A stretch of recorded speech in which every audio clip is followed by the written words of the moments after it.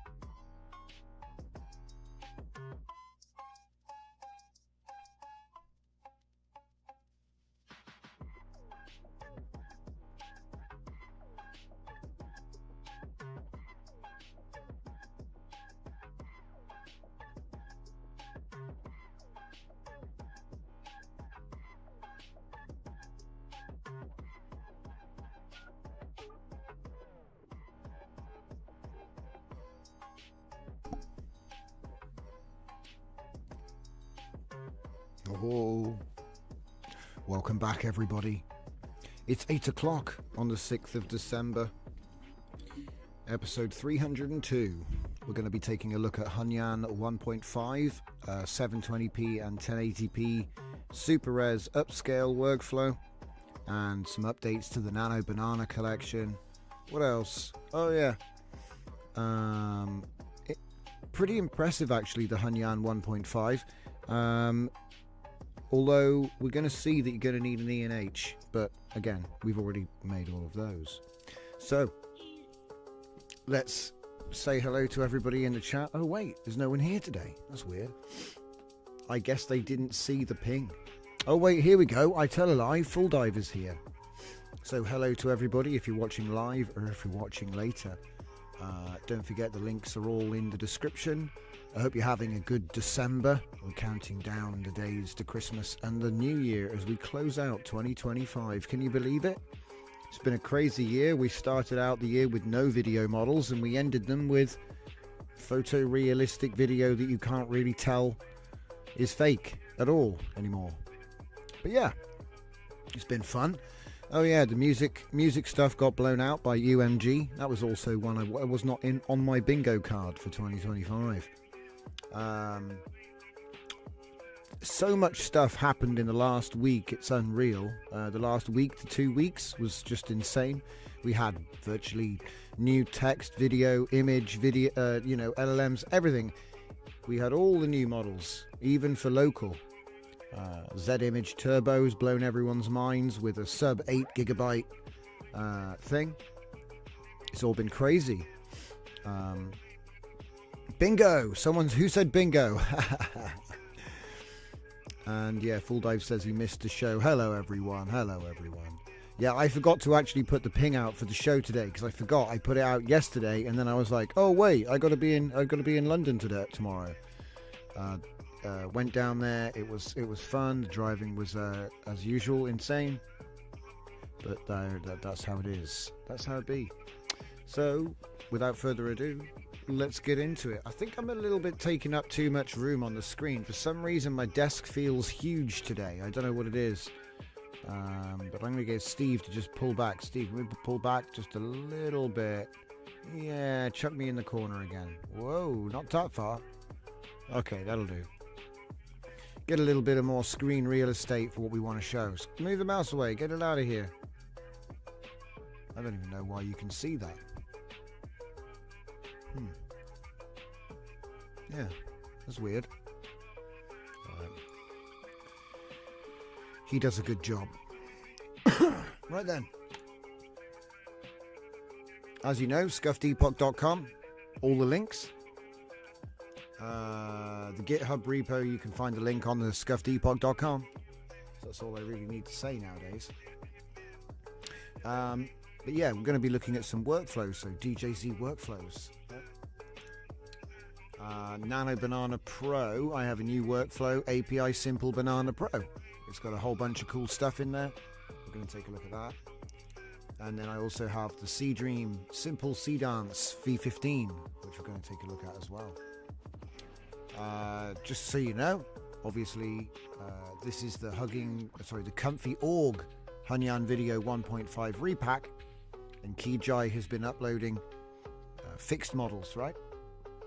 As you can see, one day ago, we get 2 new models. We get the FP16 and the FP8 480p i2V. That's what I'm going to be using. And as you can see, 8.34 gigabytes. Stuffed is here, and so is Furnicar. Welcome, everybody. Welcome. And Dragon says, I felt like the owner of an abattoir. Oh dear. You felt like, right. Liked and subscribed. So, now where were we?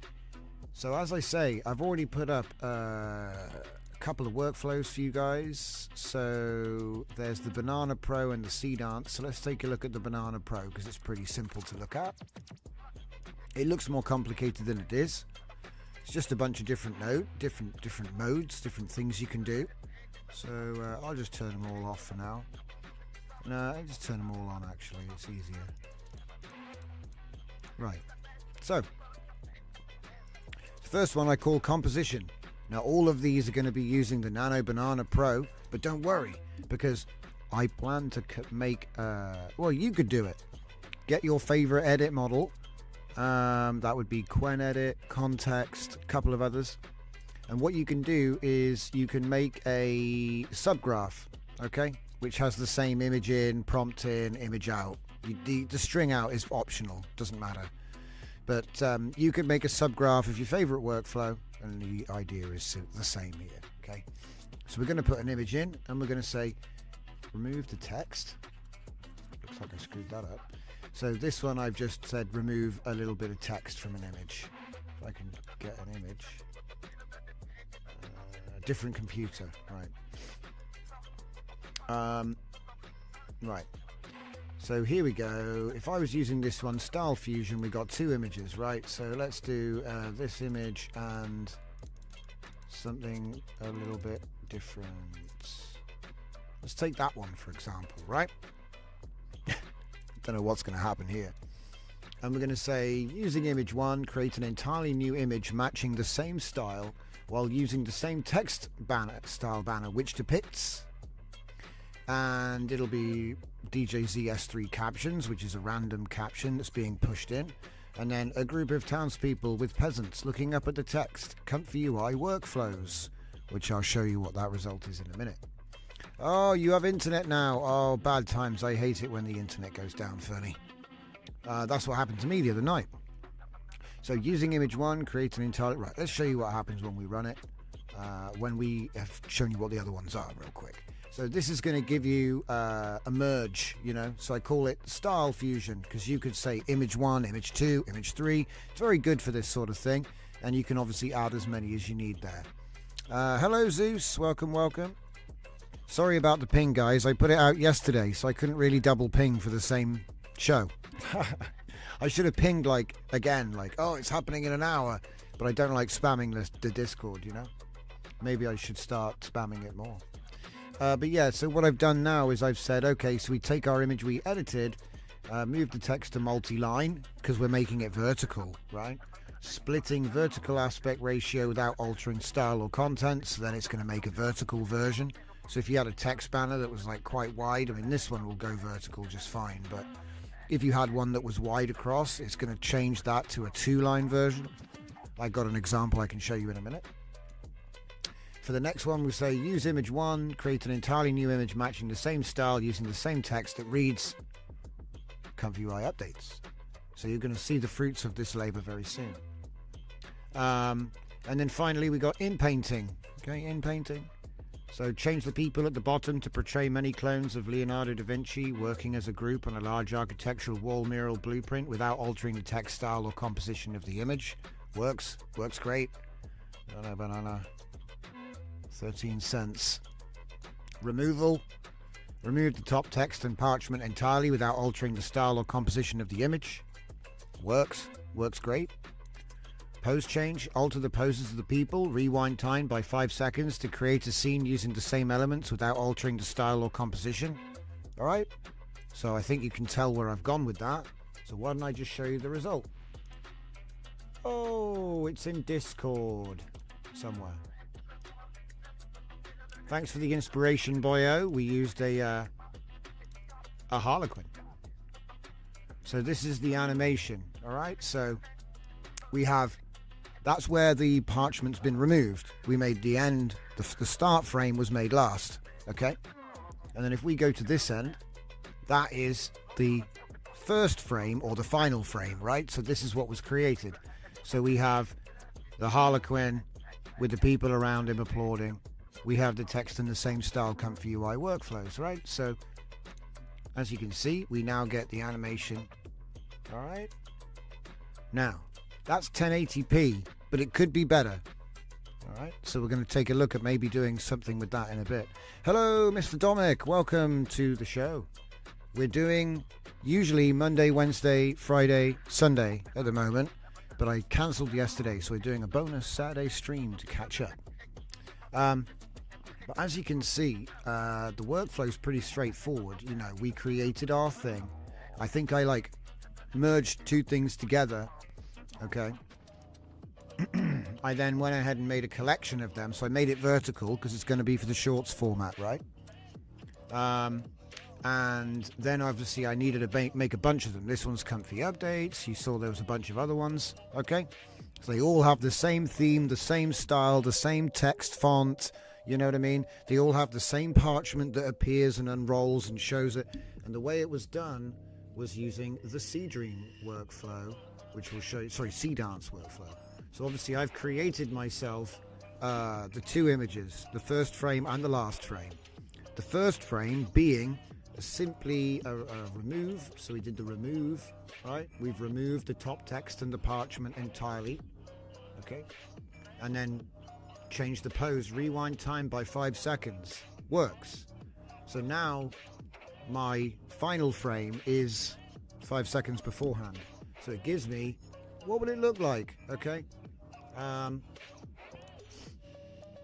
little bit of reverse spittoon magic in there, you know. But this, the actual simple Seedance is very, very simple, as I say. You have the video combine. You have the, I've got my DJZ scale to total pixels clamping it at 2, so you, I think it should go in here nicely, but it's not going to, it's not going to kill the quality or anything, right? So what's going to happen is we're going to have our first frame and our last frame. It goes in first frame, last frame. It costs 60 cents to make the video. It's 1080p and it's 5 seconds long. And then that's how you get the result that we just showed. So we have one here on the Discord. If we go full screen and show it one more time. So you can see same font. So now I'll show you the alt, which is in the inside line. And I was showing the initial testing. So this is my Spittoon collection version, right? So it's just got a subtle animation of all the guys in the bottom. And then the main attraction is obviously the feature. So this is like a little intro. You see what I mean? I got a whole set of these for some shorts that I'm building at the moment, right? So I'm going away from the AI generated shorts. I think they suck. And we're going to make proper ones. But I wanted to use the banana to make those with banana sea dance. Now, do we really want to pay for this? Not really. We can pretty much do everything that we're doing with local models if you have them. And so moving on, how about we take a look at the 1.5 that I was just talking about, because Hunyuan Video 1.5 is an 8GB model, so you could run that on, you know, a 60 series. Okay, they're 12 gig. Well, some of them are. Suppose it depends what you got. But anyway, this runs really nicely, guys. So how about we take a look at the workflow? Okay, don't be afraid. Most of it's just upscaling stuff. There's the upscaling stuff, which we're going to be taking another look at in a bit. But for now, and I'm not going to waste your time with the cooking. I've already done the cooking. I can show you the results. We tested it with a couple of different things, but let's just go over how this is working. So this is pretty much just the normal workflow. Just I've added in a few things like creature comforts, but here it is. So that's not being used right now, but you can imagine it is. So load video models. So here it is, 1.5 480p i2v step distilled FP8. And then we have the dual clip, which is the Quen 2.5 VL 7B FP8 scale. And then we have BY-T5 small Glyph XL. And then it's Hunyuan 1.5, obviously. We're using the Hunyuan 1.5 VAE and FP16. And then finally, we have SIG Clip, okay, which is the patch 14.384 version. You've probably already got it if you use. Some of these are actually shared by other models, so, but some of it is for this. You can find all of those links in the Comfy links. They're really good nowadays. Part of the reason I don't have to do so many tutorials and articles now is because they already do them in the same style when they release it all. So if you just go to the Comfy wiki, the Comfy org, it's usually got it all there. But we still do our custom stuff.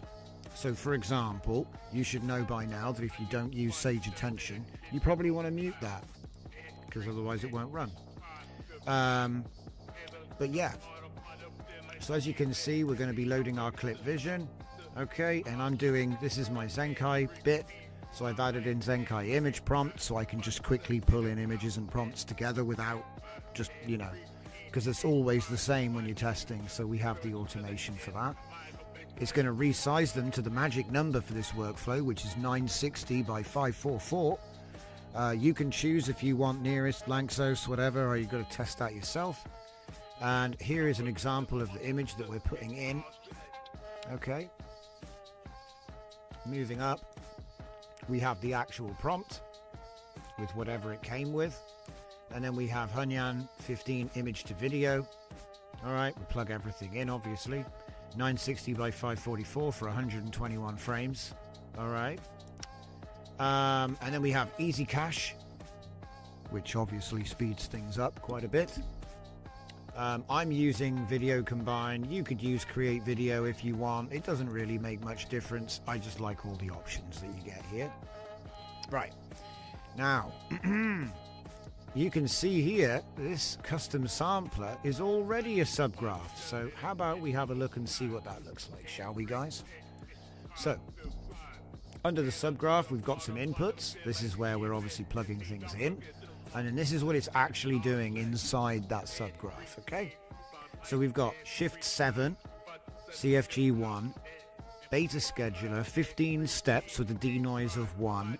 We have our seed in here. EULA ancestral, and then blah blah blah blah, blah. It gives a latent out. Right. So you're going to be seeing more subgraphs in workflows. These are very cool. It's a little bit like a function in Unreal Engine 5. But anyway, I digress. So let's go back. So in case you wondered, clicking on the icon at the top right will open it. And then if we just use the little toast menu or whatever your breadcrumbs you want to call it, we can go back to the main workflow like that. All right. Okay. And then obviously it looks like kind of nice, doesn't it? Isn't that cool? So that's how that's done. All right. So even though, you can't find custom sampler, it doesn't exist. So if you've never seen a subgraph, that's what that is. They tried to do it before, workflow groups, I think they called it originally. Or group nodes, I think maybe. But this is better. Okay. So enough of me talking. A couple of other things actually, and this is in the default workflow as well. As you can see, we've got a little table here.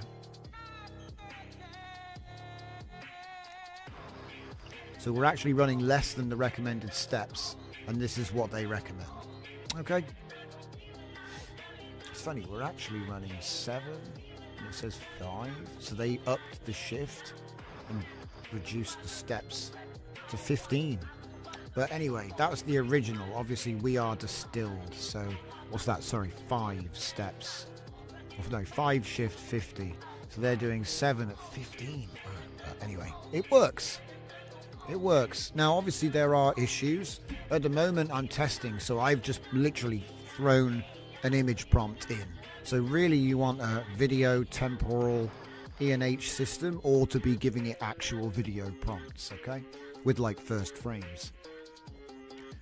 So there isn't really much motion going on, but it is doing the video. She's breathing, she's looking, and it's doing a little zoom. And obviously it's Sharona. Okay. Now if we take a look at some of the other outputs, let's give that a blast. Now that's how big it looks when it's blown up. And it's only, 5 seconds? But I think is that actually what it is? Can we just confirm? I think that is. Yeah, they're only small, and I'm on a big screen.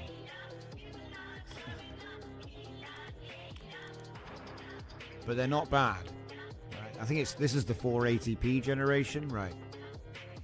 It was pretty quick.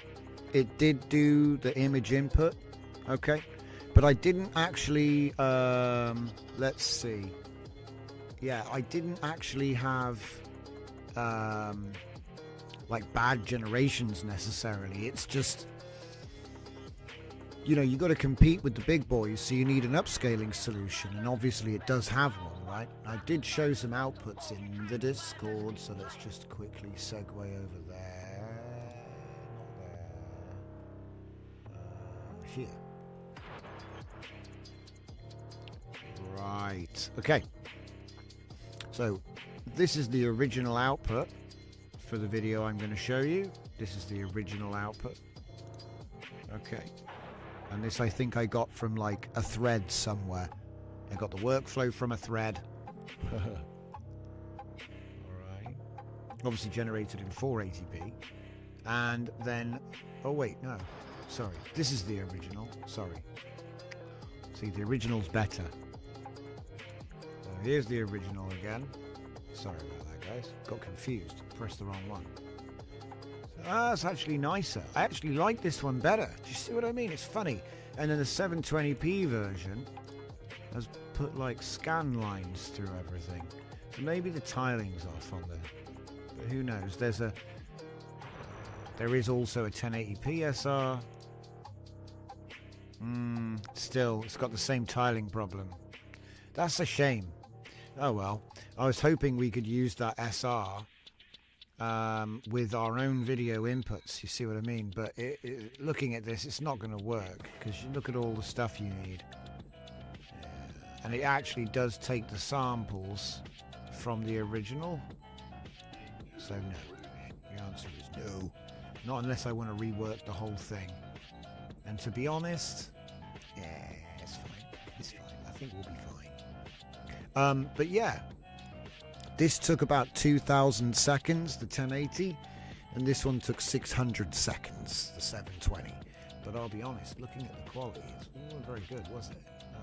Let me have a look here and see. I mean, it's possible some of these settings could be out. Like, yeah, it's possible that it's requiring more steps, I guess, or the shift is wrong. I mean, there's all sorts of things it could be. Noise augmentation. Yeah, there's so many different factors. It could just be that bilinear. There's so many things it could be. The only way to work it out is just to test them all. Fix the seed and test them all. That's my advice. Let's see. Rocco is here saying, why is Gemini actually able to generate a character from almost all angles when you give it one image? I can tell you why. I'm glad you asked.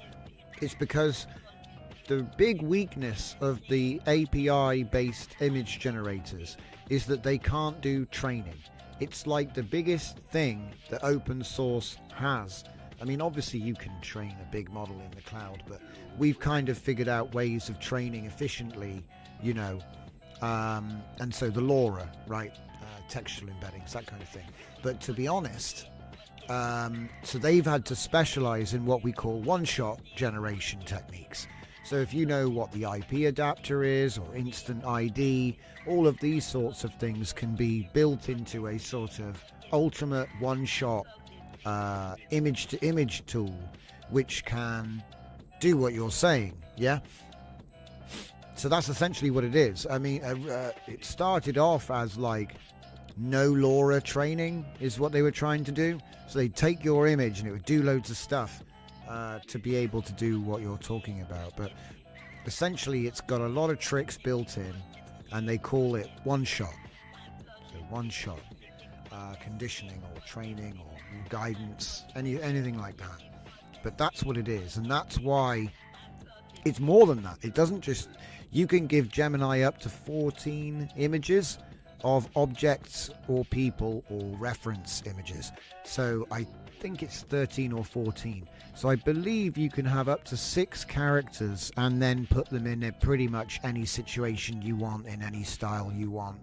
And so what they've effectively done is, for most cases, you don't need to train a LoRa anymore, because you can do, but there is still the dimension of the combination of the LoRa stack. So, you know, you can actually come up with novel aesthetics and styles by combining LoRa stacks, which is something that you can't do with one shot yet. So, I mean, I think Midjourney experimented with different ideas and this sort of thing, but yeah, you've got to do one shot. One trip, guys. Death Stranding, one trip. You can do it all in one shot. But no, it actually, look, whenever they give us these tools, what it does is it gives you the ability to abstract and build upon those pillars. So now you don't need to mess around with key art, training character and all of this. You can just come with good key art and go ahead and be creative.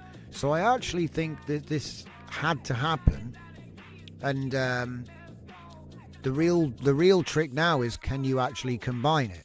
Because, you know, if I was to turn around and say, okay, here's a machine that does everything you want, now you have to come up with something to type in. So if you have an idea and a plan, this is going to be great for you. If you don't, then it's back to the drawing board, isn't it? I mean, you could have an AI help you, but you ultimately have to have an idea that you want to create. So the limiting factor does become imagination. But yeah, I think the tools are really good at helping in that regard. So anyway, let's look at some more video outputs. I've got 2. Let's look at Thora first.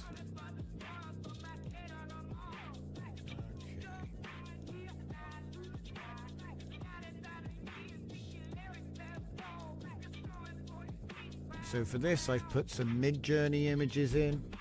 to see how they're kind of come out.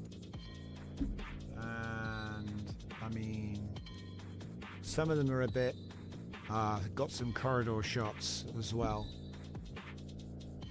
So I think these are Mid-Journey, or I'm getting Mid-Journey vibes, maybe Mid-Journey 4.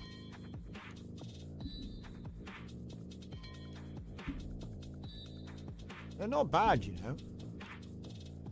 I mean, it's just parallax effect. It's not really like what you would call Sora video, but it is really good parallax, which is showing my character. It is my character. Do you know what I mean? Like, so you just need to find yourself a really good upscaler. Graphic Comics, looks like. Rocco says, what do you think of Grok Imagine, the AI video generator? I find it impressively good. I've been playing with it a lot, and I even made 13 free accounts. Haha, good for you, man. Like I say, the trouble is it's impossible to test everything, and I don't think I've even had a chance to test that one at all. So I haven't tried Grok Imagine is the answer. I would imagine that it's very good. I'm a big fan of the Grok ecosystem. A lot of my tools use Grok 4 Fast because I think it's actually like it's 30 times cheaper than Sonnet 4.5. Obviously Opus is a lot more expensive, but see, Opus is a little bit, it's funny, everyone's going on about Opus at the moment, but they forget how expensive it is, really. I think they've had a bit of a deal on lately, so I'm waiting for people to start crying about the price return to its normal point. But to be honest, these videos were generated locally with 9 gigabytes of VRAM, which puts them in a different tier, if you know what I mean. It's kind of like comparing it's kind of like comparing world boxing with like local boxing, you know what I mean? It's a bit like that. So yeah, the big APIs are awesome. What we were looking at just now with the the scroll and the parchment, that sort of stuff with the cool text, that was Nano Banana and Seedream. So the reason it's nice is because we can literally control everything now. The problem with the services is they can be very inconsistent because, you know, from one job to the next it might completely change, whereas when you have it locked in like this, it only makes what you want it to, what you want to make. But certainly you can skip a little bit now, and I think actually it adds a little bit of spice to data sets. So if we have time, I might be able to show you what I mean, but we'll see how we go. Okay, so I don't actually have the video generation on my X, so maybe it's a region thing. I mean, I am in the UK. We have a little bit of an issue with things. But yeah, what's this? Rocco says, apparently you get 100 free generations a day, says Zanelli. I didn't even know about this. It's typical. More stuff happened. How long has that been on there, guys? Let me know in the chat. Because I'll be honest, we had Opus 4.5, we had Gemini 3, we had Nano Banana Pro, we had Z-Image Turbo, we had Flux 2, and we had DeepSeek 3.2. There's a new Mistral out, which is beating Haiku. It's beating Haiku 4.5 on coding tasks, apparently. We had Hunyuan 1.5 come out. I'm trying to think. I'm sure there's more than that, guys, but it's just sort of crazy, the amount of things that have all just sort of appeared. Oh yeah, Claude Desktop. Suddenly Claude Desktop has native Claude code. So you don't really need VS Code or anti-gravity, which also happened recently. That's I think that's Google's version of VS Code. which obviously is the same thing as cursor and windsurf. You know, it's all the same stuff. But the point is, it's like you don't really need any of that anymore, because you just have, I have a Claude code in my GitHub, and he just works on my repos in forks, which I then approve. And then I have a Claude code on my desktop, and he just does everything right there. So you can add skills, you can put your own agent designs, you can put your MCPs in there. But the video that's playing, if you just joined us, is Hunyuan 1.5 generated in 480p. So it's not like crazy. And these weren't even video prompts either. I'm just putting my images in with the captions for that image. No attempt to try and make it a video prompt, just straight. It's actually quite good. I'm you know, look, is it VO3 quality? No, but it ran on 9 gigabytes of VRAM.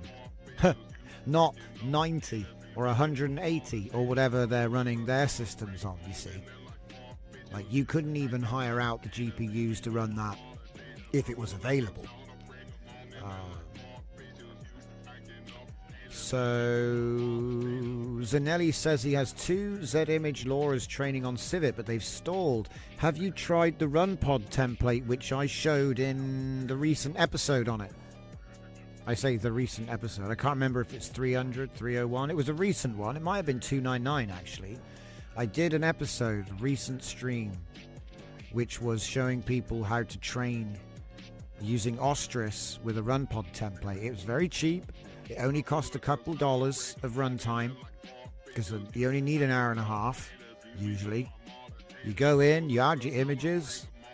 You know, you just drag the images with the text files into a data set, and then add that data set to a run, which is set up with the Z-Image template. I don't think I really changed much. Yeah, it will train locally, Dragon. Yeah, worth pointing that out. Obviously, Ostris is nice because you can also run it on a local GPU, and you can train lots of models with it. But I was more talking to people that use Civet AI, because I used to train a lot on Civet AI, even though I have the silicon. It's just more convenient to not lock my machine up for all that amount of time.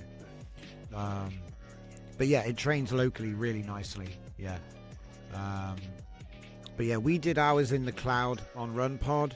I think we used a 48 gigabyte GPU because I wanted to push the resolution, and I did use 25 gigabytes of VRAM. So you did need a little bit more.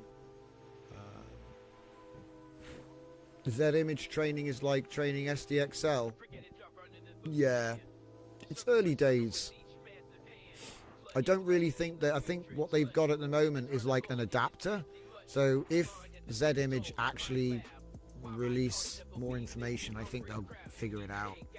It's something to do with de-distillation.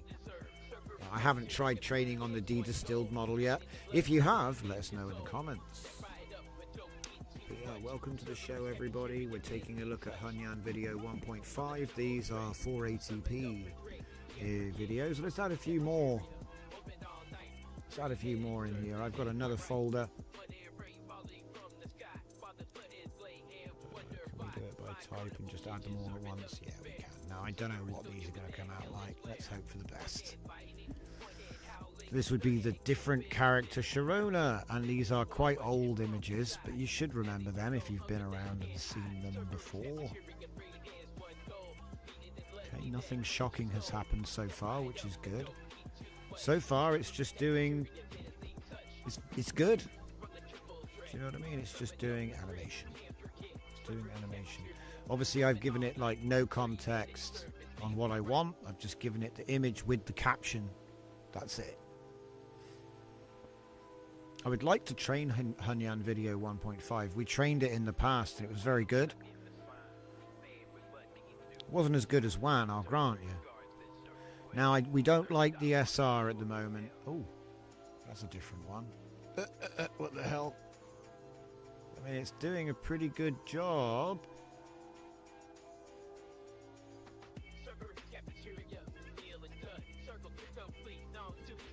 How many were there? 16. Okay, there's a couple more.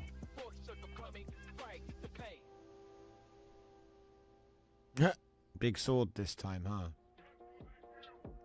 It's funny, these ended up being like character reference images, so they weren't actually.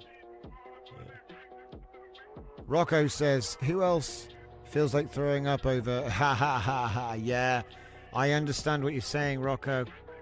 The thing is, it was too good. I think the problem is that sometimes the service is too good and they're not really charging enough money, and so someone big comes along and says, hey, here's a lot of money, we're going to build a new thing. So I think what's going to happen is a UMG approved new platform will appear next year, and it will probably be a partnership with the Udio team, and it will probably be about 4 times as much for the same thing. Do you know what I mean? Because that was their settlement. You know, they were going to go to court for $1 billion for copyright infringement. You see, yeah, it's UMG. Yeah, Universal Music Group, right? But it's interesting though, because the thing is, right, they're all kind of getting folded up. Did you hear MGM was getting bought by Netflix or something crazy? And apparently they're gonna get HBO and HBO Max. So Netflix buying HBO. That's kind of funny. Like they tried, like they only created it to compete, you know, and now they're just gonna get kind of bought out. Well, we'll see what happens there. But it's just interesting, you know, because it's kind of like the AI music will get folded into the music industry, you know. And then the music industry is the AI music industry. They just want to control it, you know. When I noticed that the downloads got disabled, I was like, oof. And they opened it up for like 48 hours to let everyone get their stuff out. So everyone that was like on it every day did get their stuff out. Suno will be next. Yeah, Suno and Udio, they've all been, yeah, Suno, yeah, they've been, yeah. This is kind of what happens, you know what I mean? And you can expect it. I mean, look, the video models are a bit different because the video models are done by either China or the big companies. There aren't many private video models, you know what I mean? Like, there's a couple, don't get me wrong, but it wouldn't be surprising if, like, Netflix or whatever decided to just buy out a video model even, right? I doubt it would happen with a Chinese model, though. See, isn't that ironic that the Chinese stuff ends up being the safest because it will always be around? Isn't that kind of funny? Because the West can't buy it. They can't be bought. That's kind of ironic. Isn't that ironic? I don't know. It's definitely something. So anyway, it did a good job. But I have many ways we can improve this. The first way, obviously, is to add an ENH. So I use a temporal enhancer. It's a prompt enhancer, okay? You chuck an AI in there. How about ChatGPT? Should we have a ChatGPT? We can throw a ChatGPT in here. And then we can do the advanced options. And that will allow us to load a system prompt, okay? And I've got a whole bunch of them I've already made. You can find it on Comfy Manager or in my GitHub. It's called the DJZ ENH system. It comes with a whole bunch of cool system prompts. And obviously you could just copy any of them, or whatever the ones that it comes with, into chat and have it custom build you a crazy custom prompt enhancer, which only enhances exactly how you want it to, right? Obviously I give lots of examples, but I'm going to be using my temporal one. Where is it? I2V temporal base. Don't tell me I don't have it, because yeah, it's on. I had to reinstall my Comfy lately, so it's the one that's missing. Hey, I can show you what to do. It's convenient. So yeah, custom nodes. And then in here we have not DJZ nodes, that's a different one. Go into ENH, and then in the ENH store Obviously, you only have to do the install portal. Does it even have? No, it doesn't even have requirements. It's fine. So, ENH store. That's where you put all of your doobies, all of your prompts, your system prompts. I put them in Markdown format. Full dive. What will happen to local AI music generated music? If you have the weights for a model, you can check the license agreement on the model page. It's probably a good idea to get a screenshot of that page because they might change it and you might not be able to prove that. So it's a good idea. But look, then you can't really... it's all silliness, okay? If people are being straight and they say you have the license, you have the license. The thing is, it's like, do you want to prove it? How much is that going to cost? Chances are it's not worth it. So if somebody says, oh, take that down, just take it down. Because the reality is there will be new models and you will make better music with new models. The question is, where are the local music models? I'm surprised we haven't had new local music models. It seems to be the strategy at the moment that they kind of give you... They'll give you the open weights in 1.0 alpha, right? This is like giving you a demo on Steam. But if you want the real model, it's over there on API only, is what's going on. That's how they're getting their value, you know? So then you have to pay for the API to get the 11 labs for the good service, you know? But then the local stuff is always tricky and hard to mess around with. You see, that's basically what you're wrestling with at the moment. There's people monetizing enthusiasm, so like expecting you to fettle with it to get it to work nicely, you know, and that being like part of the game, I guess. But yeah, A-Step, yeah, there's a whole bunch of stuff. I like the stable audio API, the 2.5, but again, it's an API. You see what I mean? So it's there it is. Local versus API, you know? Like I tend to say if it's like API and you're paying, that's not the same as running it on a local machine, right? Even if you're running it in like a run pod, that's kind of more like an, you know, it's a cloud service, I guess, you know? It's not local silicon, you know? Even though you might have the weights. So it's like there's a couple of different ways to do it and they all overlap. When you say what will happen to local AI music generating music, nothing. It'll keep existing.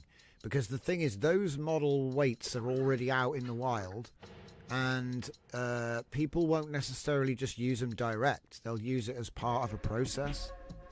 So, but anyway. Let's get back to it.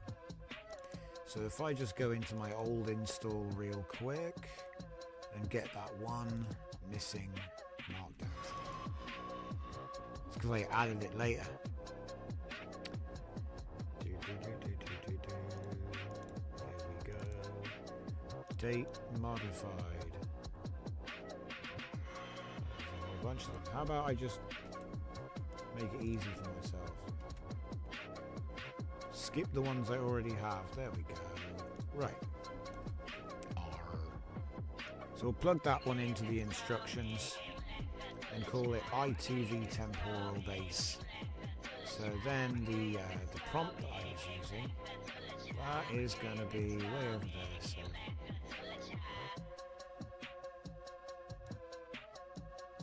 put the prompt straight into here. Put that back into there, and then that's done. It's probably worth having a show just to see what it actually does. Okay. And then what that should do is introduce some motion. God knows what it's going to do with that. I dread to think. Probably should use some better images. I'm still testing things, see guys. I'm not really decided. I don't know, what's the best one, blah blah blah. I don't know yet. Obviously, this sort of thing is totally optional. But when it costs like 0.001 cents, you know, it's not going to break the bank, and we can do a very interesting video prompt there. My goodness.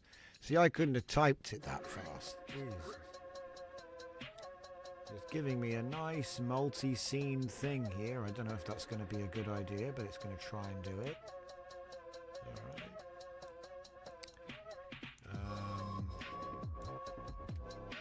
How about we make a couple of these? So let's save this as hi vid 15 i2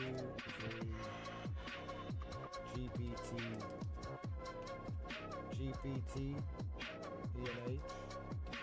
What a load of nonsense I've had to write here. V20. Export that.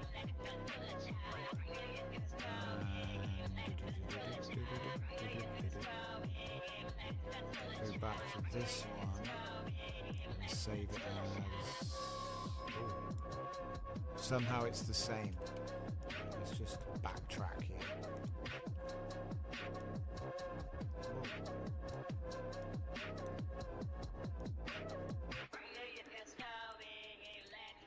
I'll do one without the nonsense, you know. Just maybe people want to. Maybe people want to do it themselves or whatever. With no GPT. No GPT. We'll save that.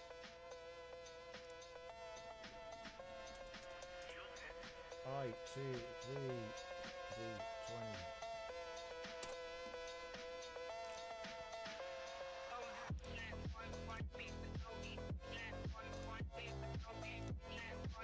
20. Chuck them in the collection.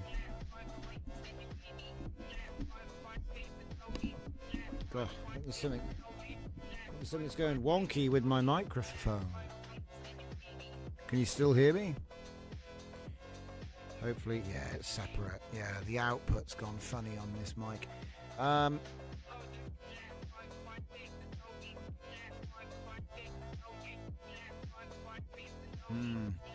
Yeah, see, I can see the chat that you guys are having in the about the copyright stuff and the learning and all the rest of it. See, the issue comes down to this.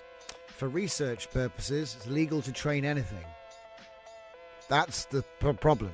So all of these models that you're seeing coming out, it says in the license terms, for research. And then some people have the bright idea to build an entire service off the back of that and make lots of money. And then everyone gets wrecked because that thing goes away, because it turns out they built it on stolen valor, you might say. But hey, maybe they actually trained that model themselves, you know what I mean? But then they know what they trained it on, you see? So if I went and trained a music model on Beyonce, yeah, I know what I did, right? So it's somewhere at some point someone decided to do that, and then somewhere later down the line someone decided to monetize that. They were like, this is great, you need to, you're gonna be rich. And so then it becomes fool's gold, right? Everyone's after this money, and then they get sued because it was not ethical. And this is what a lot of us in open source have to avoid. That temptation comes around a lot. And the thing is, you know, you might see these big companies being massively successful, but you're also going to see them getting massively wrecked, or having to basically sell out and just disappear or become something else, because the leverage that's now on them, right? But when it's used ethically and morally, and you train on your own content, or you train on works that you have permission for, or, I mean, think about the public domain. More people, there's more dead artists than living ones. So you don't need to train the living stuff. And, you know, or in the living memory of, you know, the way it works. So the public domain is massive. And it does include a lot of contemporary stuff. A lot of people donate their entire works to public domain. So what it comes down to is a lot of the foundational tech, like the clip, like Lion and things like that, their research. So they were built legally on everything. But when it comes to commercial rights, that's different. And so then you start splitting hairs, because even though your model weights were trained on public domain, the clip encoder, well, you see that. And I'm thinking to myself, well, hang on a minute. Because if we want to get like down to brass tacks, the model weights are just numbers. And you can't copyright a table of numbers, guys. Like, there's certain things you can copyright in code. And model weights ain't one of them, right? It's one of those funny things. It's just a table of numbers. Like, when you actually get down to it, what you actually train is an insane table of numbers. The weights are just numbers. There's nothing there. There's no cats, there's no dogs, there's no pictures of the Mona Lisa, there's nothing. There's just weights. Now, you could say, oh, well, but we trained the weights on. And I'm like, okay, so you have to blindfold me when you put me in the art gallery, because I might learn, my brain weights might learn, and I might steal your content. What if in 20 years' time I paint something which was something I saw and I wasn't aware of it? Did I steal it?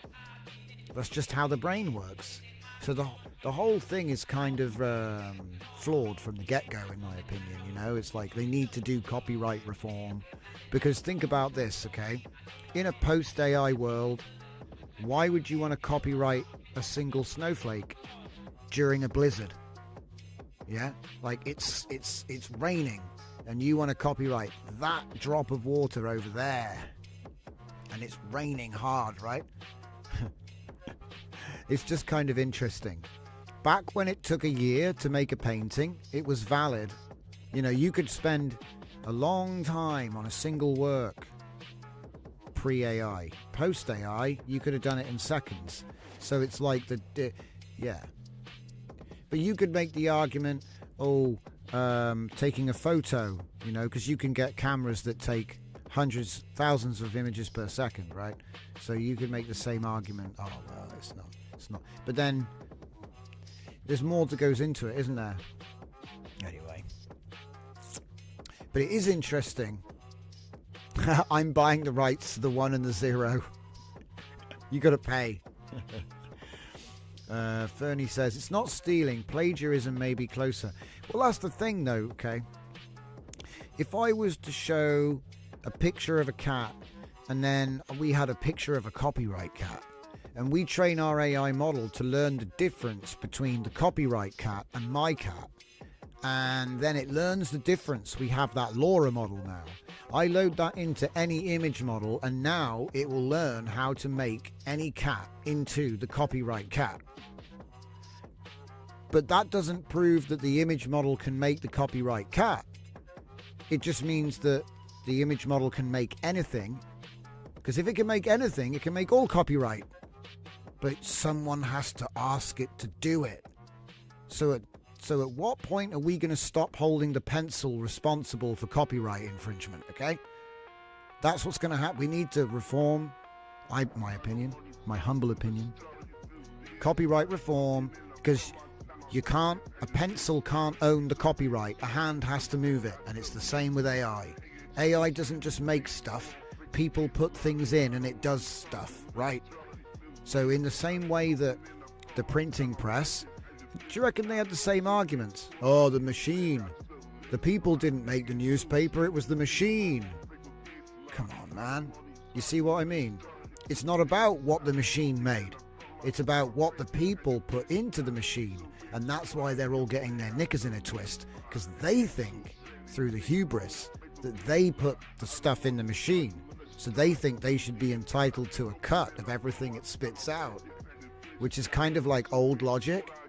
It's like they're thinking about it like, oh, the words on the page were mine, so that means, but that's old world. The new world, it's not like that. The images is like every possible, it's more like having a billion monkeys in a room in infinite time because of parallelization of the big cluster GPUs. It could write anything. It could write anything that's ever been written, but you have to tell it what to do and how to, you steer that with the intent engineering. You give it, structure and grounding. with context engineering and, you know, various agentic pipeline workflow. And then what you end up with is you can make CNN tonight. You could make CNN, you could make Fox News, you could make whatever you want.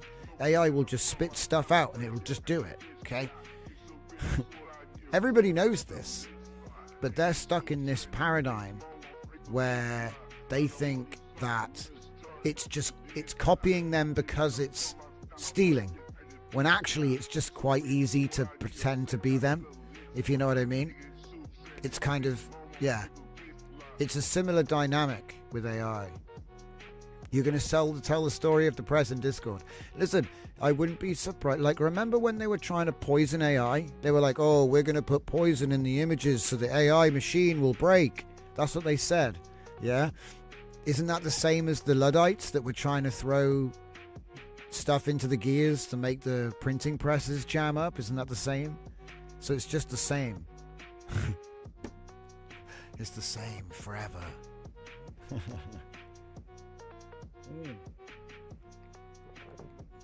But the same arguments were made about, you know, oh, but thousands of scribes will be out of work if we have the printing press. It seemed to work out well for the journalists.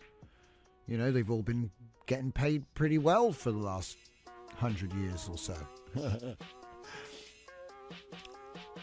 Yeah, the parallels with the printing press now. So I see this as like the skin. Like the snake is getting bigger and it's shedding its skin, and we're just seeing the new snake crawl out of the old shell. And the old shell is basically the old model where you have like hundreds of people writing articles all day. Yeah. And can we just be honest? Was the quality really that good?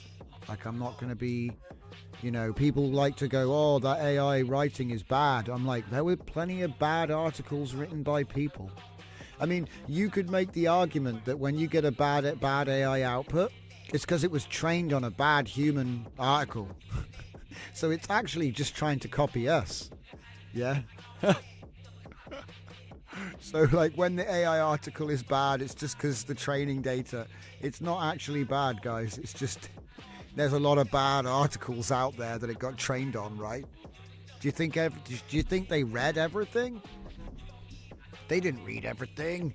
They just put as much as they could, as clean as they could, and trained it for as long until they could see it was working, and then they were like, it works. Look at this. It's pretty cool. So what's Anelli saying? Wait until they find out they've been carrying around a machine that can make infinite near-perfect copies for any workaround in their pocket the whole time. Well, that's the thing, though. There's no real excuse for a bad article if you're using AI right. But if you use AI wrong, you'll think it's slop. But if you're a writer, think about this. If you are a person that was writing slop before AI, and now you think AI is bad, that's kind of interesting. Because you thought your writing was good before. Do you know what I mean? Like, I don't know, there's a lot of people that get paid for these weird articles. Anyway, we're getting off track. It's coffee time. It's coffee time. Wait a minute. I swear I've got a thing for this. Is it me? Yeah, it's me. Alright, hit it, Steve. Not that one. There you go, I disappeared. Look at that. Technology. Let's get the old school... Stop messing with the camera. Let's get the old school stuff and just show the old coffee time. We're working on things.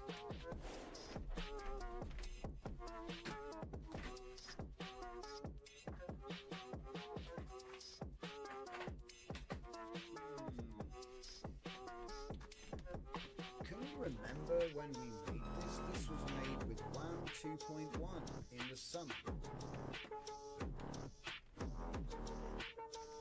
And let's see what it is.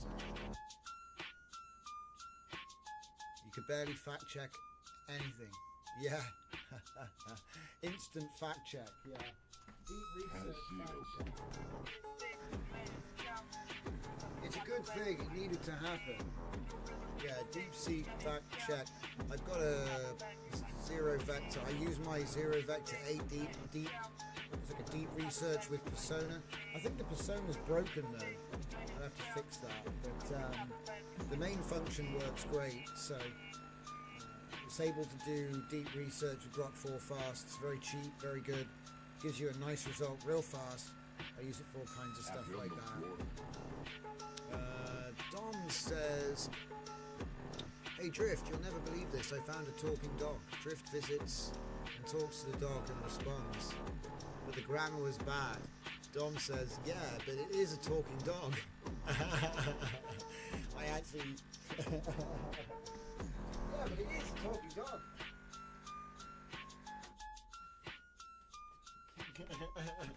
It's bad, but it is. The claim is valid.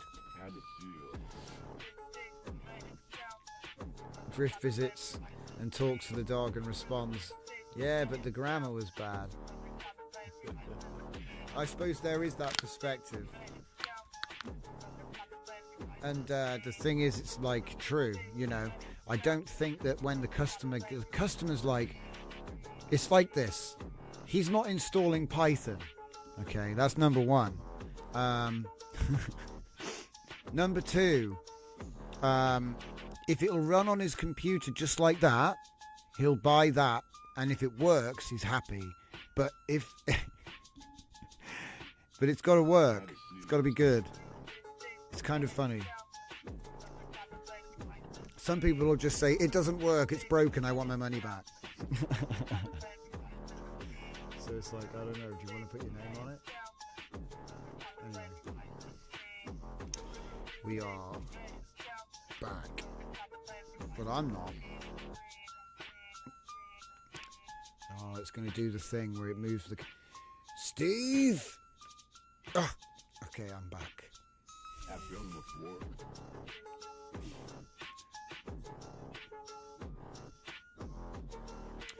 Come back when the dog can install Python? True.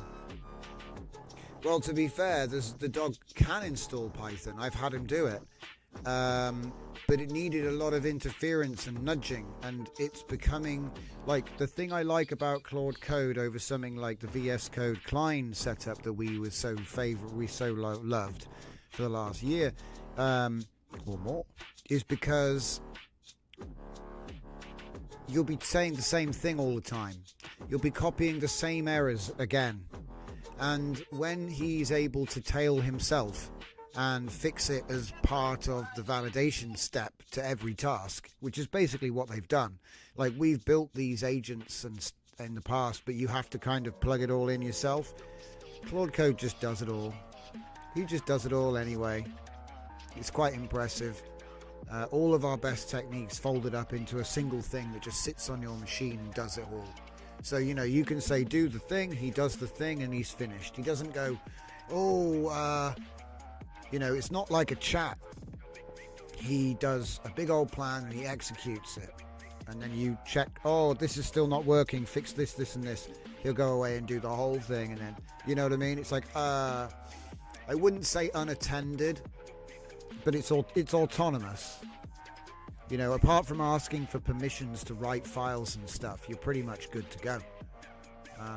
So Claude Code is very impressive. Like, I wouldn't be surprised if you could say we had like I mean, look, it doesn't integrate, but if you had a Claude Code agent, you could definitely just say, make me a custom node for Comfy UI, you know, called something.py.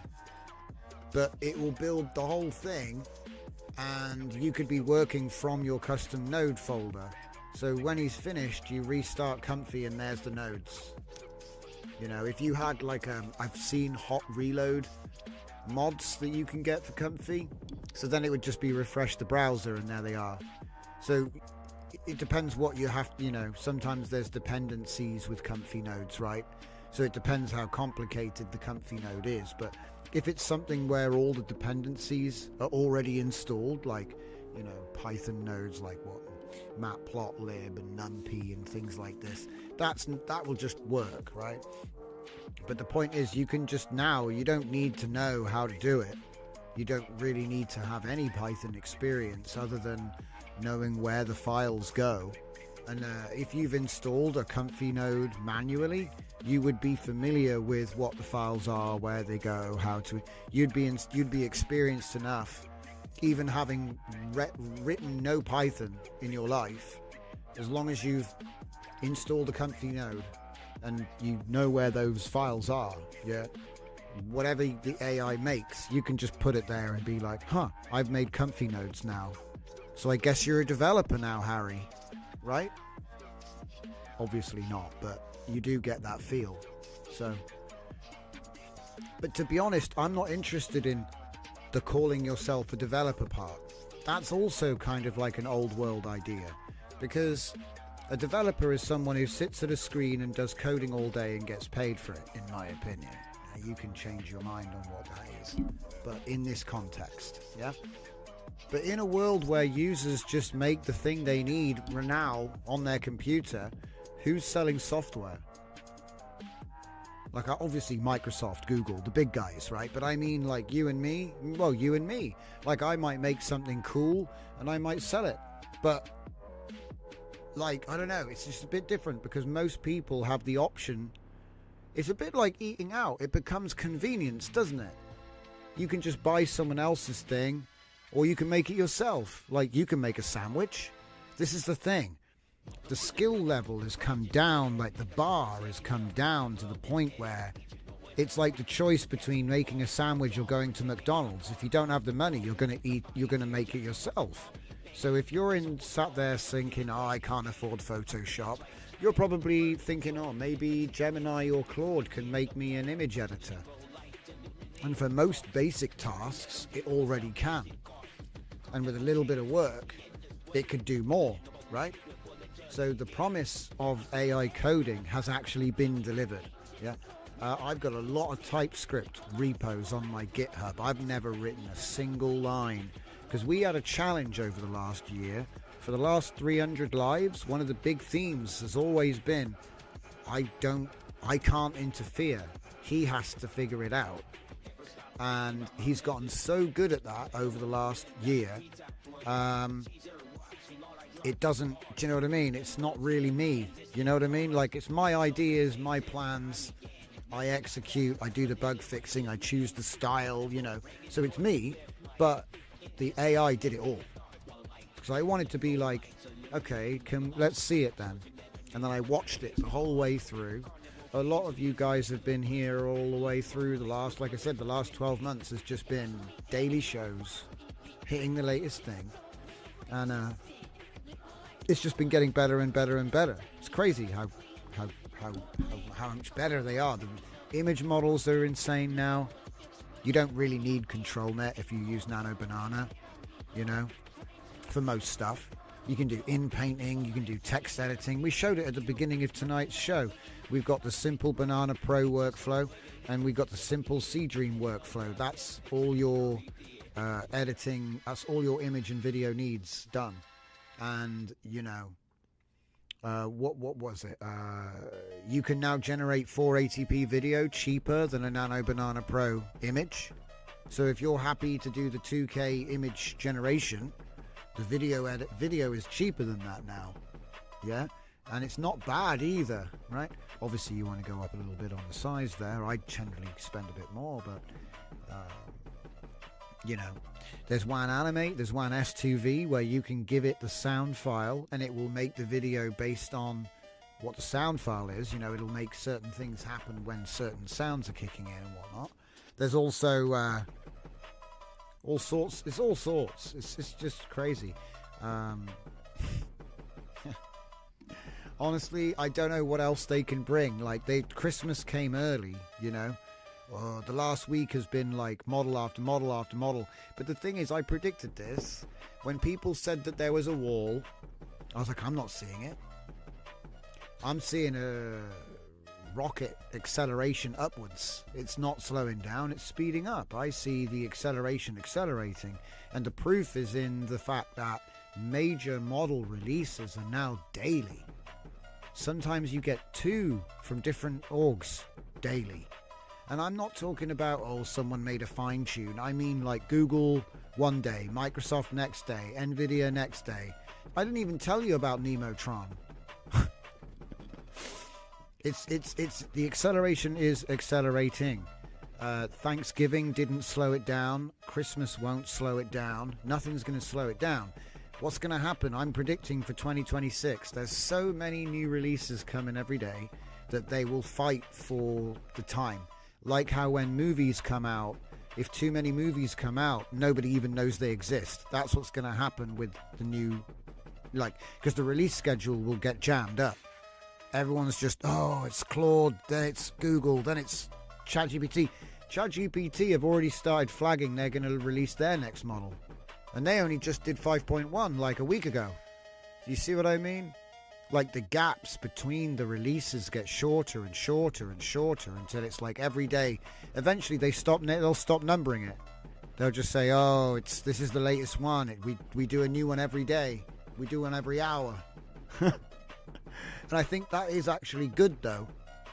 It should be continuous improvement. We should never be satisfied with like, oh, they trained this model, it's the best. Yeah, new LTX soon. Yep. New, like 125 is API. Where are the weights? Where's 125? I want the weights. I sound like I'm so demanding. I'm not really being like that. I'm happy for what we get. It's always sad when they close source their latest model and don't release it. That's always a sad time. But, you know, that's how it is. They got to make some money somehow.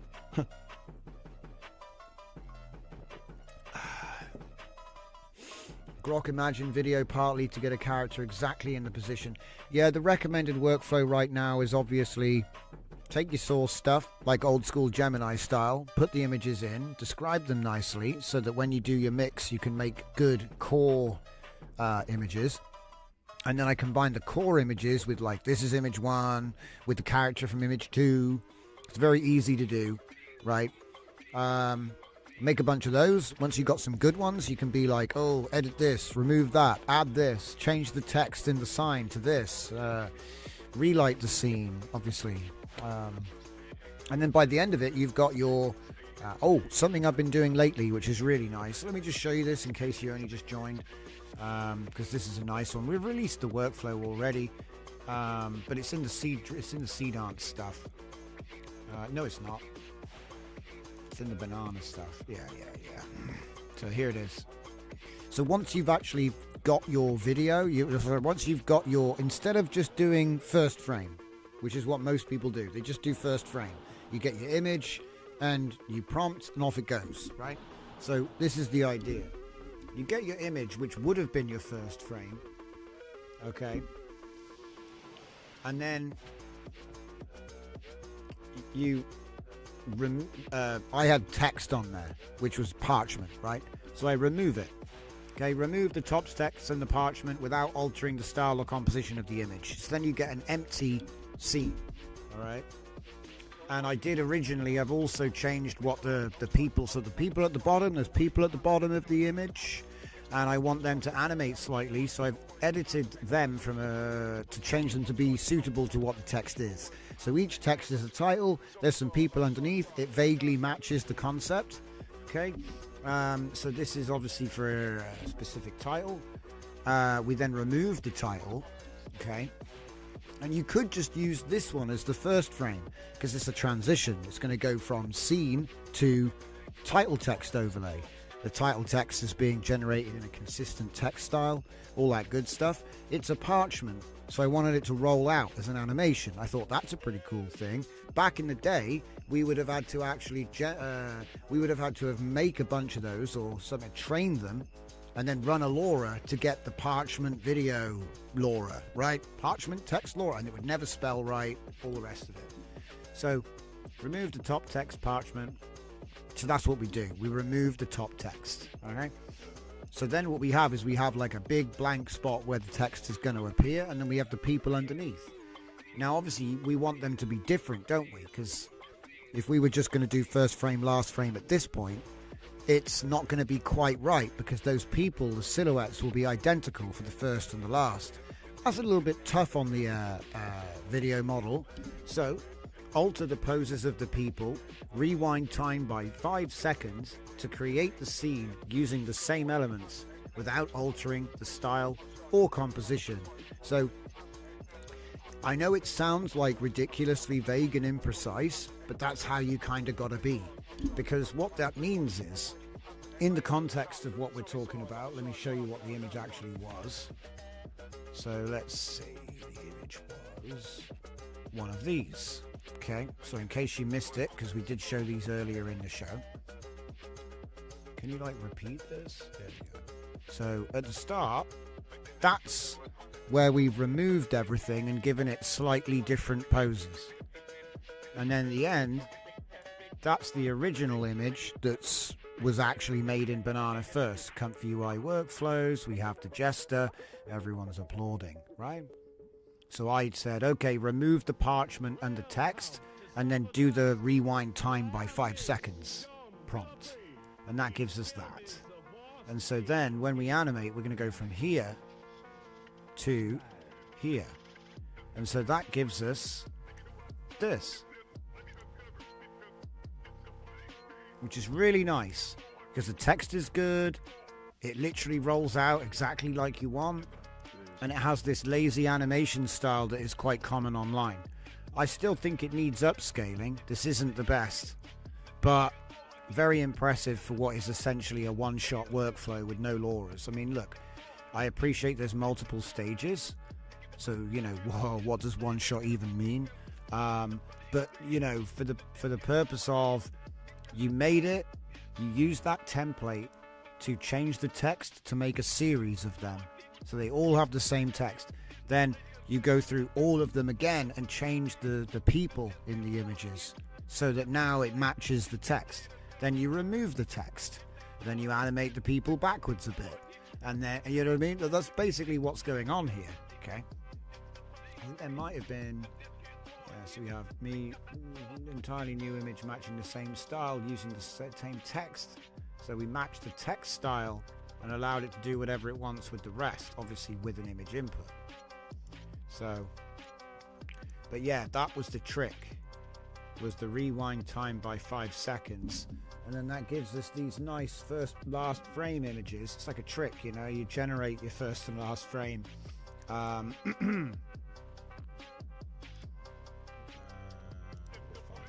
we go, here's the other one. So look at that. So there's the last frame. That's the last frame. And then that's the first frame. So then you get this. Splatoon collection. We have a bunch of writers. It animates really nice. It's like I said, it's a consistent style that will work for all the intros I'm making, but it's built with the, you know what I mean, it's made with the tools that we're showing off, so that's the fun part. But Rocco's asking, Banana Pro in Comfy, and I'm like, yes. Now when you click on your face, they have a top-up system, okay? And basically it gives you access to built-in native nodes that you don't have to put a key into, because the problem with the API workflows is you have to put your key in the workflow, and it's insecure, bottom line. But if I come down here, there are API nodes. Here we go, API nodes. So at the moment, under image, you have Ideogram, OpenAI, Kling, Black Forest Labs, ByteDance, Luma, Recraft, Stability AI, Runway, Topaz, Gemini, and WAN. Under text, we have OpenAI and Gemini. Under video, we have Minimax, VO, Kling, ByteDance, LTXV, Luma, Pixverse, Pika, Runway, Saurus, Topaz, Moon Valley Mary, Vidu, and WAN. Under audio, we have Stability AI. Under 3D, we have Tripo and Rodin. So there are a lot missing. Some quite glaring ones missing, but most of them are there. So for example, if you go in now, there's a native node, Nano Banana Pro. Just type double click Banana, and you get the options here. Okay. So yeah, it's been in for a while. They just recently added it. And another thing as well, if you can't run Comfy UI, they actually have the Comfy Cloud now. Where is it? Comfy, where is it? Comfy Cloud. How do we get it? Comfy Cloud. The Comfy Cloud. So one thing they've got now is the Comfy Cloud. So we can just go to cloud.comfy.org. Now obviously you won't get your favorite custom nodes. There's you know, pros and cons with all of these different things. But here we have their 3D demo for the Hunyuan 3D 2.1. We have the Hunyuan 2.1 image to 3D subgraph, and it saves us our GLB. We already showed this one in the past. But yeah, this is obviously running 100%, so you don't need a GPU. It's not installed on my machine, it's just running on the website. But yeah, I do enjoy the classic Comfy UI, as they say.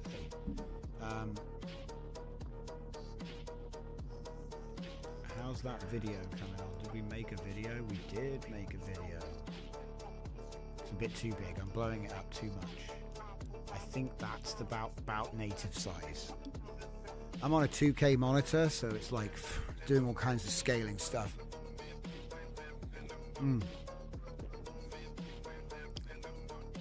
One-click install. Nice.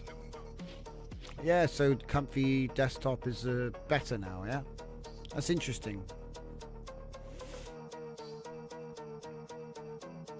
13 cents for a single image generation.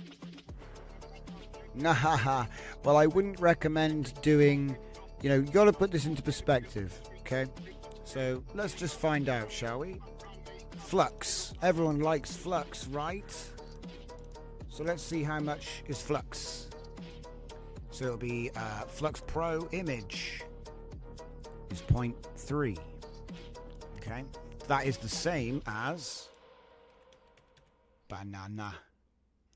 0.39 for the original Nano Banana, not the new one. So Gemini 2.5 flash image, that one came in at 0.39. Okay, whereas the Flux Pro 0.3. Now, you know, don't forget, you can get, I think,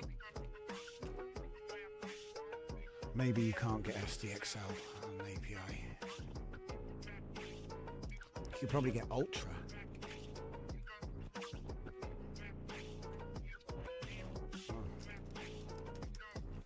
SD Ultra. Makes me feel silly when I can't find the thing I'm looking for. Where is it? Image, stability, Ultra. See, what was the malfunction there? Couldn't find it. I needed to type stability. Okay, so stability Ultra is 0.08 per run. Okay. And there's a couple of nuances as well here. As you can see, this one has an aspect ratio input-output, not sizes. Flux 2 allows you to do, you know, proper dimensions for both sides. And then Gemini doesn't let you do size at all. Again, it's an aspect ratio.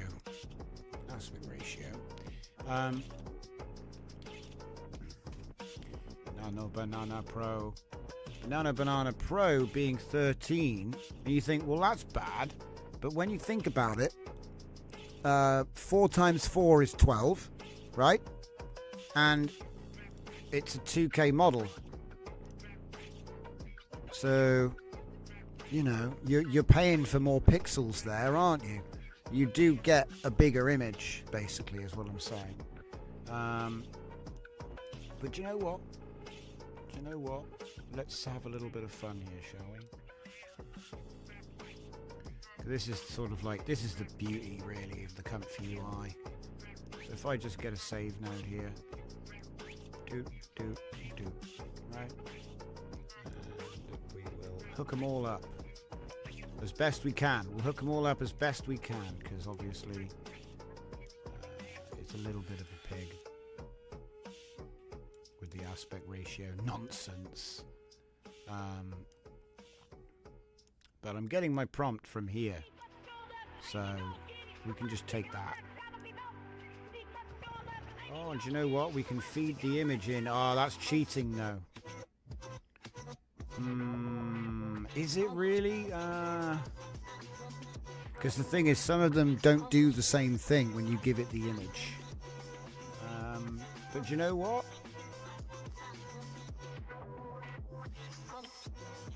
What's the worst thing that could happen, eh? What's the worst thing that could happen? It breaks. I'm not going to do anything. I'm just going to plug them in. Well, we will have to do something about the dimensions, though. But hey, this is a good exercise. So, Image Pro Preview will eventually become Pro Image, and yeah, eventually they'll discontinue the Dash Preview. You've got to watch out for that. If you're building apps, you might have built it on Dash Preview, and then you don't read the Google blog where they told you they turned that off. So expect that to happen. So what are we doing? Are we doing an aspect ratio right now? What are we doing? Is that 16 to 9? I don't know. Maybe.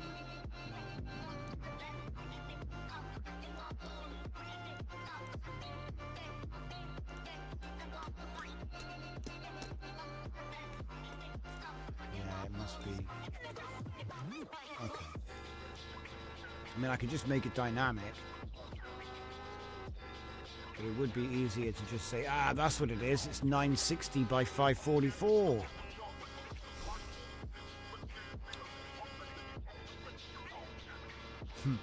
Which is essentially 16 to 9. So that one's on auto.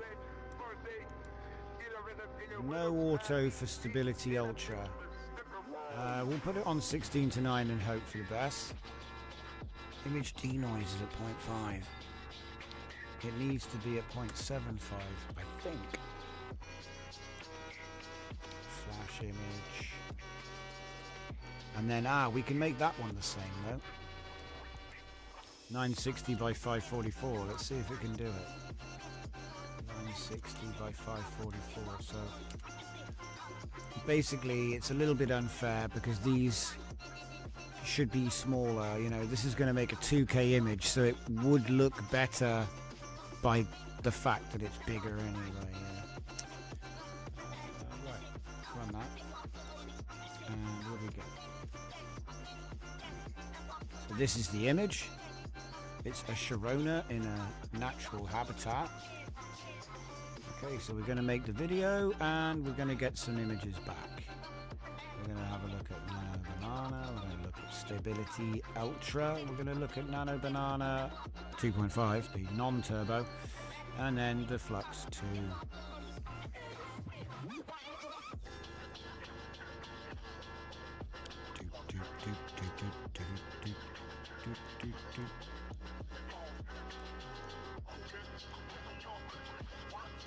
I mean, when you think about it, if you need a video of a character, it's very good, and you could probably do better. Do you know what I mean?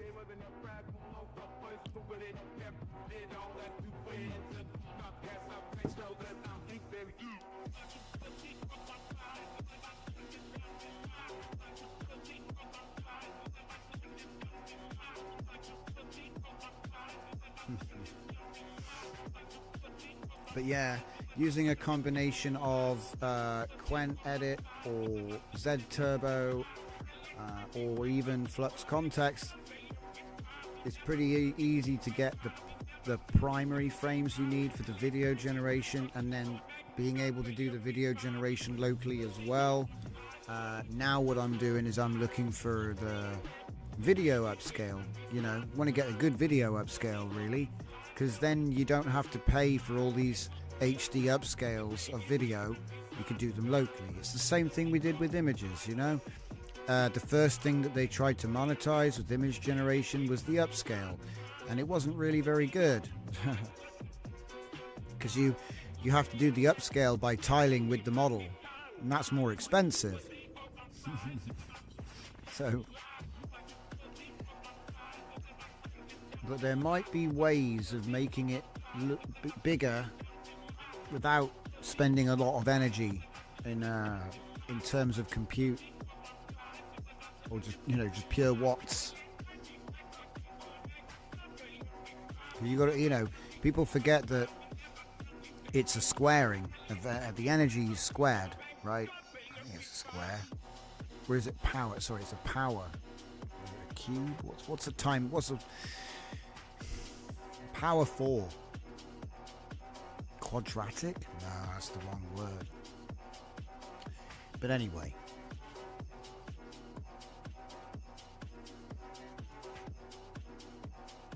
Yeah, interesting it's 96. It's interesting that it's 96, isn't it, Dragon? Because that's times 4. It's a 4090 times 4. 24 times 4, 96. It all comes around.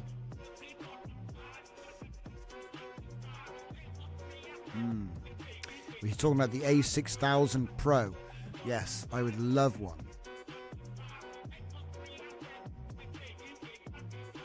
And that's what I do. I rent the A600. I rent the A6000. In case you were wondering, it's a fallacy to try and get the cheaper GPU because it's slower, right? So you get the cheaper GPU, it just takes longer and costs the same. So if you don't mind waiting till tomorrow, when it could take an hour, it's going to cost the same ultimately. They're not stupid. They've done the math. Yeah, they've done the math. So I would always take the faster GPU, and it will run quicker. You might have to sometimes do a change to the learning rate if you have altered the batch size. That's the only consideration you've got to watch out for. But if you do a small dataset sample training run, you can determine what that change needs to be without committing too much, budget. So there's our video. It's not bad, guys. I mean, that is Sharona. It sort of becomes less her towards the end of the video. But I think it's pretty good. And this isn't first frame, last frame. It's just first frame. Isn't it funny? Did it not even bother making the images or something? What's going on here? I should have gotten at least one of them back by now. Oh crap! When did I Wrong tab, guys. Wrong tab. Somehow Palpatine survived. Somehow I turned on the super res. Well, we're going to get a bad super res. It's going to take about 10 minutes. Do you know what? Do you know what? 10 minutes of waiting or whatever all of that cost. Yeah, it's not worth it. Listen. It's messing me about. Right. I just want the thing I asked for, please. It's going to give me a different thing now. So that is the original. Now it's changed. It's changed to this. Okay. Man, I remember this data set. These concrete things would appear in every data set. It's like they look like something between a balloon and a shell of something. They were always in every picture. It used to drive me mad. Okay, so what do we got? So Stable Ultra is giving us this one. It's not bad. There's a reimagining. Very photorealistic bias for the prompt. But you got to think, though, These prompts were made to be used with a pre-trained LoRa, and that pre-trained LoRa is not being loaded. So, you know, so imagine if you turned the LoRa off and looked at one of your best prompts. You get this kind of thing, you know. There's no model training. You see, it's not her face, it's not the right haircut, it's not the right material. You know, everything is wrong, but it is correct for the description. It's a white-haired woman wearing an orange outfit, and you see what I mean? Do we have any more, or is that the only one? Okay, then we get Nano Banana Pro, which nailed it.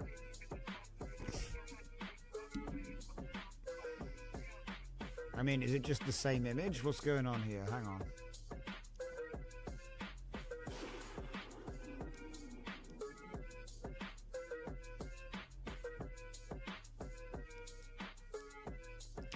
So, on the right we have the original, on the left we have the Nano Banana Pro version. Now, you might think, well, hang on a minute, these things look identical. Yeah, this was 960 by 544, and this is now 2624 by 1600. So when you paid that 13 cents, you know, you actually got a significant amount more image. And even if I have a look at some of the details here, especially in the face, that's what we actually gave it, and this is what we get back.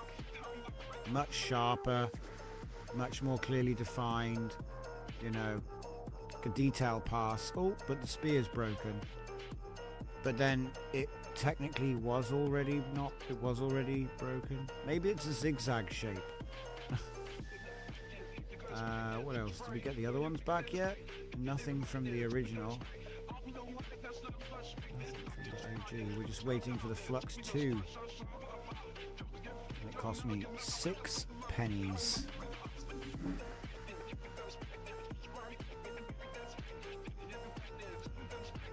So this one was 0.0000. I don't believe it. I didn't even get an image. 0.8 there. So Nano Banana Pro. So actually, wait, no. That one's 0.8. Yeah. Ultra was 8. So that's double normal banana. 2 banana.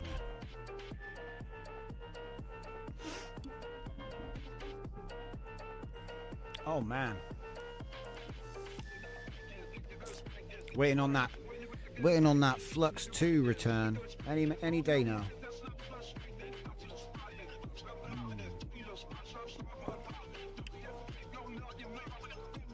That's a good price for a 3090. If you can get a 3090 for under 1,000, that's a pretty good price. I mean, a 24 gigabyte GPU will get a lot done, because the speed is kind of subjective. I mean, what is fast, you know? I feel like something is not working here, guys. I think something might have gone wrong. That is an unusual amount of time.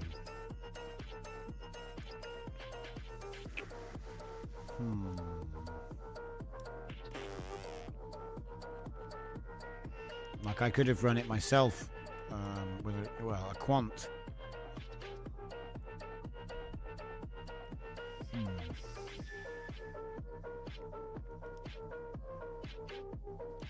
I don't think that one's going to come back. But yeah, like I say, the ability of the Banana Pro, combined with the fact that it's a genuine 2K model, and you can do all that edit stuff. Like I said, we were looking at it earlier. The C dance is pretty simple, really. It's just a first frame, last frame workflow. But you see how simple it is now. There's almost nothing there. You load the image, you put it in, you get the video. I mean, you could simplify it down to 3 nodes, you know. Because here's the thing. If you don't use video combine, you can just do save video, right? And then, obviously we've got 2 images here. But let's say I've got a scale to pixels thing here to make sure they're both 2K. Well, let's say both of your images already are. So first frame, last frame, node, save. You don't need that either. You don't need any of this stuff. You see what I mean? That's all it really is now. It's never been easier. You used to have to make like 100 nodes to get this stuff to work. You see what I mean? And so it's like the difference really is convenience, isn't it? It's just 4 nodes now. Whereas before you would need to like do a lot, you know. You're using Nematron for prompt gen and your API output is 50 seconds. Wow. Yeah, I do recommend Olama for local prompt enhancer. You've all seen that before. Let's have a quick look at something real quick because I want to see if they have put it up. Flashbang.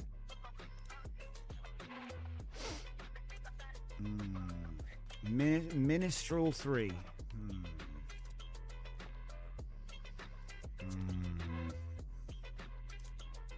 Newest, please. There it is, Mistral Large 3. Interesting.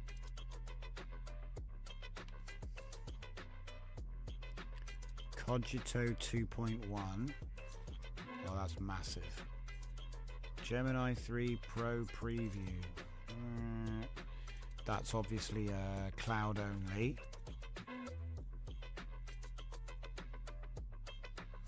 So yeah, the last one that we really looked at was already there, the Qwen 3 VL, the most powerful vision language model in the Qwen family to date.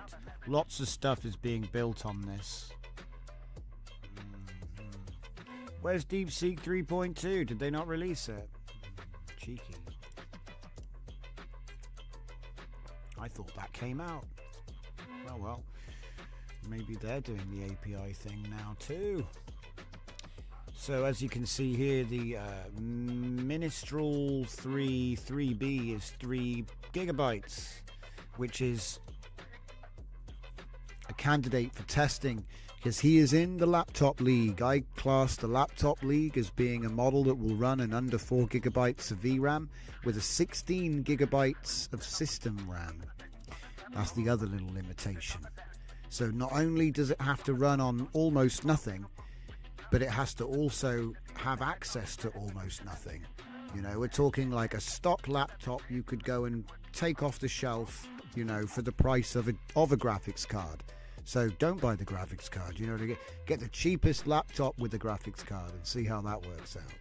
Obviously, it's a completely different thing.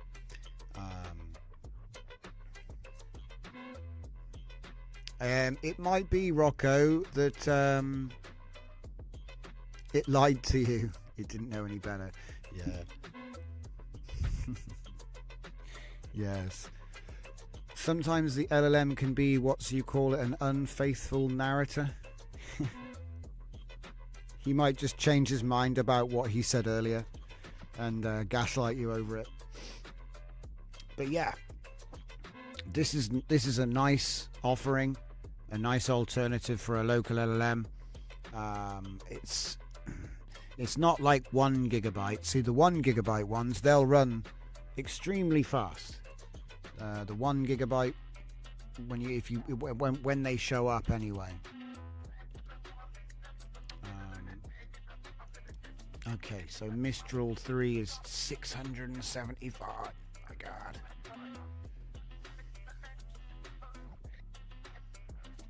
Interesting.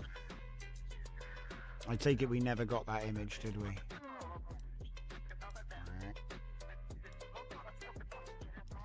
No, we never got it. Yeah, it's never coming, guys. Sniff. Oh, ha! It finally figured out that it's never going to come. What about... Yeah, the other one didn't come either. Okay. Well, that's pretty much where I'm going to wrap things up, I think. So, yeah, we've covered all the stuff. We will be back tomorrow for the Sunday show. So watch out for the ping. And we'll be covering whatever it is that happens between now and then. So yeah, watch out as well for the Kijai news on the Hugging Face releases. I'm sure there's going to be something. There's always something. And if there isn't, I'll just update you on the latest. So thanks for watching, everybody. We'll be back probably 8 o'clock, I would expect. Until next time.